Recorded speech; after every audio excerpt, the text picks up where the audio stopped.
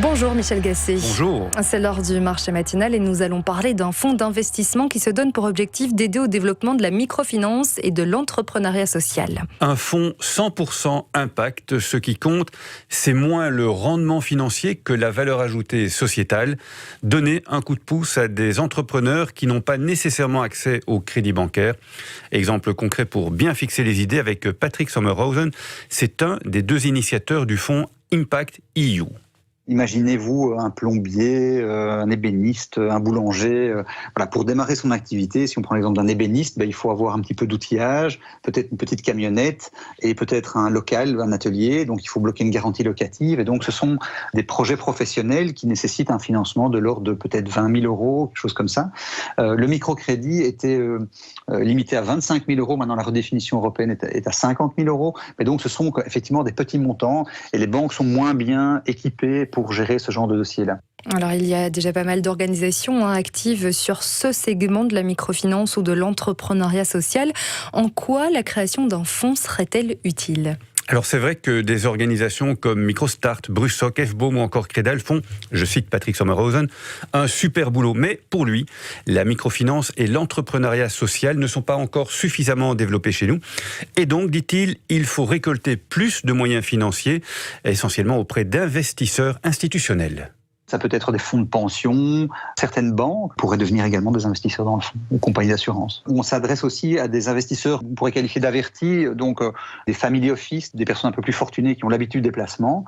Pourquoi est-ce qu'on s'adresse à ce type de public-là ? Parce que c'est un fonds qui n'est pas liquide, c'est-à-dire que l'argent est bloqué pendant une certaine durée, et donc il est difficile pour un particulier de bloquer son argent pendant une période de 8 à 12 ans. Donc ce sont ce type d'acteurs-là. Le rendement attendu, le rendement promis, est de l'ordre de 2,5 à 3,5% net des frais. Mais on l'a bien compris, le vrai rendement, en réalité, il est ailleurs que dans le taux. Il est clair qu'il y a moyen d'avoir des rendements supérieurs sur ce type d'actifs si on ne se dirige pas vers l'impact. Et donc il faut bien comprendre qu'effectivement ce fonds est un fonds que nous qualifions de impact first, donc vraiment le but principal, c'est de créer de l'impact positif et de permettre d'abord de résoudre le problème de la crise actuelle, parce que le problème des entrepreneurs, c'est pas vrai qu'en Belgique, c'est dans toute l'Europe, va être encore plus important suite à la crise actuelle. Donc il va falloir financer cette économie-là et ces petits entrepreneurs, ça n'a rien de péjoratif. Et puis l'entrepreneuriat social, parce que nous en avons besoin.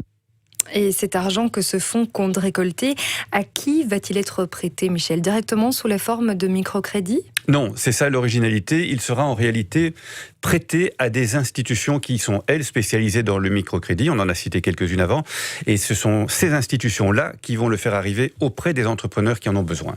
On a parlé des institutions de microfinance. Ça, c'est très clairement une cible importante du portefeuille qui représentera peut-être la moitié du fonds. Donc, cela permet en bout de chaîne de faire des microcrédits à des entrepreneurs qui ont des petits projets qui démarrent ou qui doivent se refinancer suite à la crise. Et puis, on va avoir toute une série d'autres cibles qui sont par exemple des petites banques éthiques qui vont avoir des programmes soit pour soutenir la microfinance, soit pour soutenir l'entrepreneuriat social, mais également des plateformes de crowdfunding. Donc, ça veut dire des plateformes qui vont permettre à des investisseurs privés d'orienter leur épargne vers des projets durables. Donc, ce sont des plateformes de crowdfunding à impact social. Et également des petits fonds d'impact. Donc, des petits fonds d'impact, c'est-à-dire des fonds qui ont une taille de moins de 20 millions, qui ont besoin de grandir. Et donc, notre fonds va accompagner tous ces acteurs pour leur permettre de grandir. Le lancement officiel du projet est prévu pour le mois de juillet prochain, avec un objectif ambitieux, récolter progressivement, pas immédiatement, mais progressivement 200 à 250 millions d'euros, ce n'est pas rien, auprès d'investisseurs institutionnels intéressés par le fonds Impact et sa démarche. Merci beaucoup Michel Gasset pour ce nouveau marché matinal, une séquence à retrouver bien sûr sur notre plateforme Ovio. Il est 6h55, on va marquer une petite pause dans Matin Première, on se retrouvera ensuite en musique avant d'accueillir François Heureux pour le 7-9. À tout de suite. Matin Première.